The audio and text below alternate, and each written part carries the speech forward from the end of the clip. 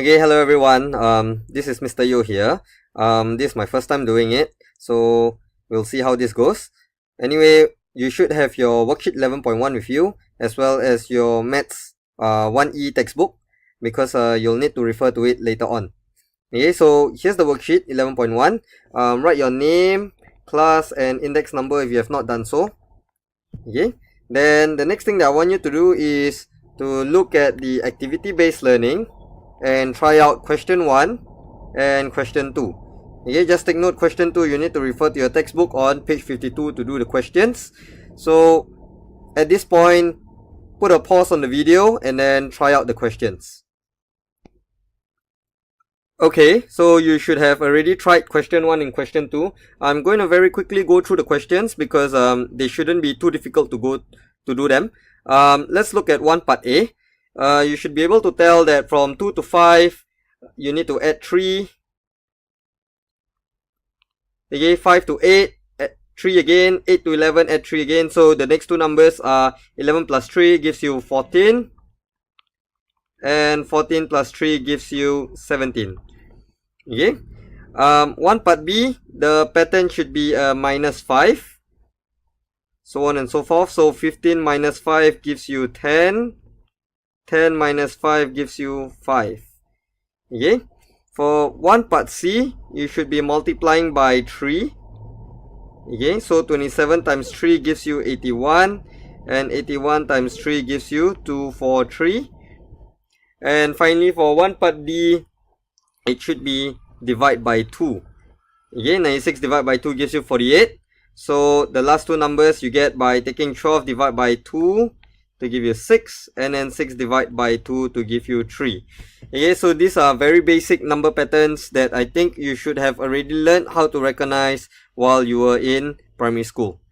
Okay, so let's take a look at the next one, question 2. Okay, you should have your textbook with you to refer to. So I'm just going to fill in the table. It's nothing too difficult. You just have to count the dots. So in the first one, you have 1, 4, 9, and 16 just by counting down the dots. And from here, you should be able to determine some kind of pattern. So before going further, I'm just going to tell you what T5 and T6 are. Just check that you have gotten the correct answer as well. So T5 is equals to 25 and T6 is equals to 36. Okay, I think you can see from the dots that you create a square, and that should give you some clue as to how to obtain the pattern. So you would have been able to describe it using the word square. I'm just going to write down the pattern here. It is actually Tn is equals to n square. So it means that if you're looking at figure n, that's going to give you n square number of dots. So for instance, 5, you would get 5 square, which satisfies 25. 6, you would get 6 square, which is 36. Okay, in this manner, you will be able to determine T11. Okay, which is actually equals to 11 square. And this gives you 121. Okay, so for one part E, again, determining the terms A1 to A4. Alright, again, you're counting up the dots. Let's use green color here since you're talking about green dots. Here you would get 1, 3, 5, and 7. Okay, so what will A5 and A6 be? You should be able to tell some sort of pattern. Here, you add 2 to get from 1 to 3. So on and so forth. So to get the next two terms, you are going to have A5 is equals to 7 plus 2, which gives you 9. And A6 will be 9 plus 2, which gives you 11. Okay, how are the values of n and an related in the sequence? Well, this is where it gets slightly tricky. You need to look at these numbers here. Okay, these are the ones that will give you the clue to determine some pattern. Okay, so here, the plus 2, this is where it goes to the coefficient of n. Okay, so it goes to the coefficient of n. But let's check. If I were to have n equals to 1 in this case, then I'm going to get 2 times 1 is equals to 2. But when I have n equals to 1, I actually have 1 over here. Okay, so how do I get it? How do I get the 1? I need to take 2n minus away 1. And this is how I will obtain the relationship between an, sorry, not tn, an and n. Okay, so this is how you do 2-part G. We'll look at this patterns a lot more later on, so you have a bit more practice with this. Meanwhile, let's move on. Okay, let's move on to page 2.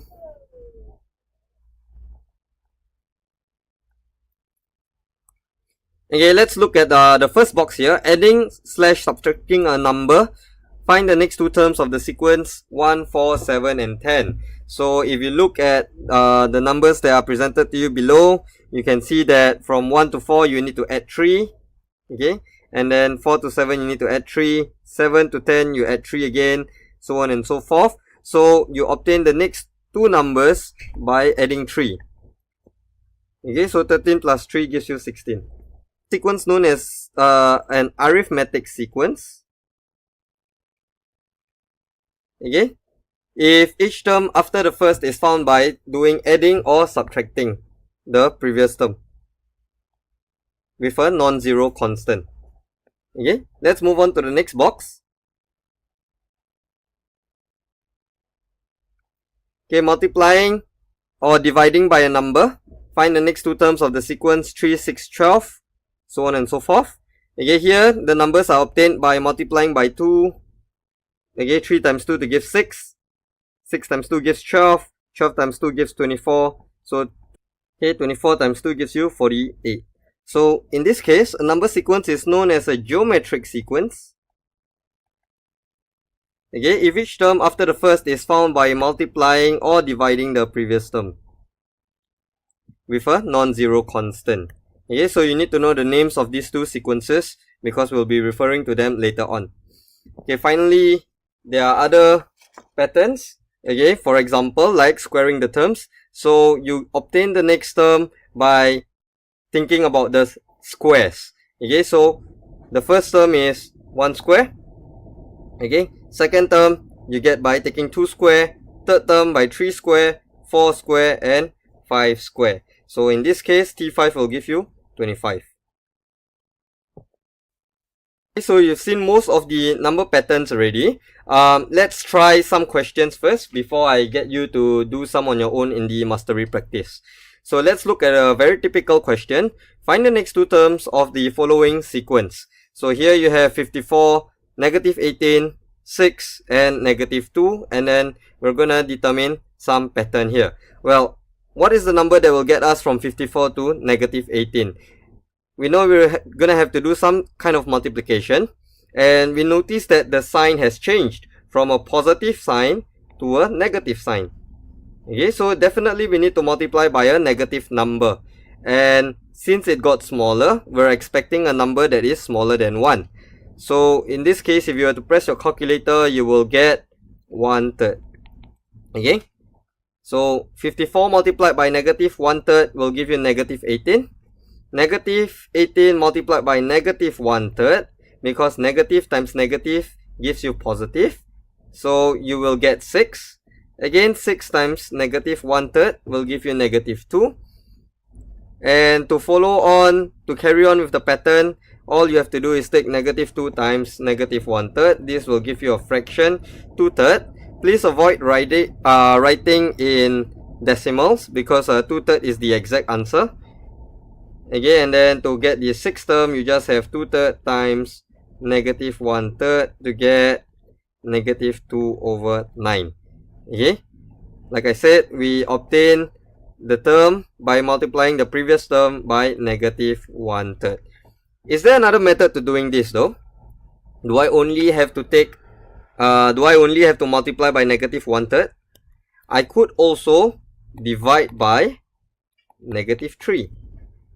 Okay, go and try it out yourself. You should be able to see that if you were to divide by negative 3, it actually means the same thing. Okay, so we're done with the let's try. Go over to the next page and try out the mastery practice. Okay, here is where I want you to press pause again, and try it out before you check the answers that I will show subsequently.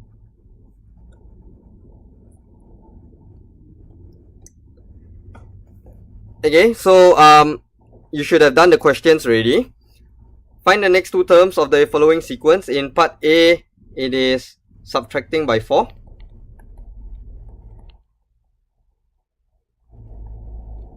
Okay, so 4 minus 4 gives you 0. 0 minus 4 gives you negative 4. Whereas in part B, it would be dividing by 5.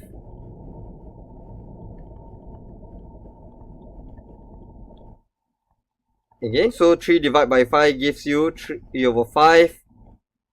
3 over 5 divided by 5 will give you 3 over 25.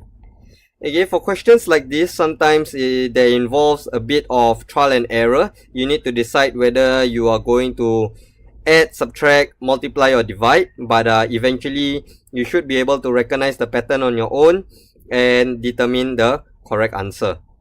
Okay, once you're done with that, spend some time trying the extended learning question.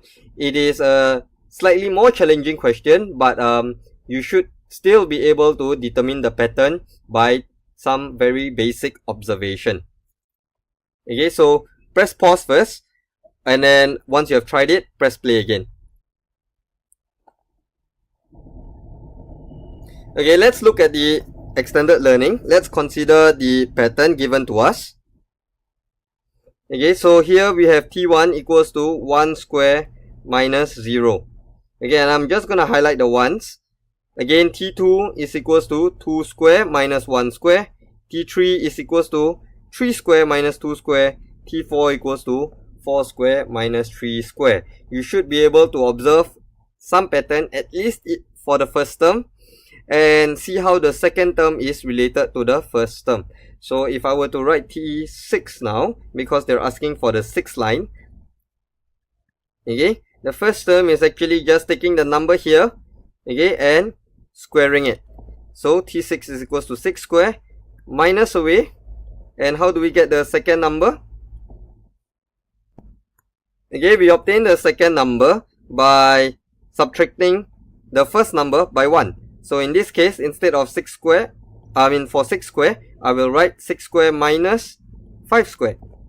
Okay, so all you are left to do is to evaluate this. 36 minus 25, and you will get 11.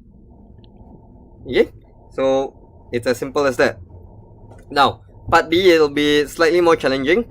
Write down the value of n, x and y such that Tn is equals to 101 square minus x square. So here, like I mentioned, the first term is related to n, right? So immediately you should be able to tell that n is equals to 101. And x is just one number smaller than 101. So x should be equals to 100. Now once you know x, you should be able to determine y, okay, just by writing out the term fully. So T11 is equals to 101 square minus 100 square. Go ahead, press your calculator, write out the full working. 10,201 minus 10,000 will give you 201, and therefore y is equals to 201. Okay, so once you're done with this video, then go and do the homework, and your teacher will review this with you during the next lesson.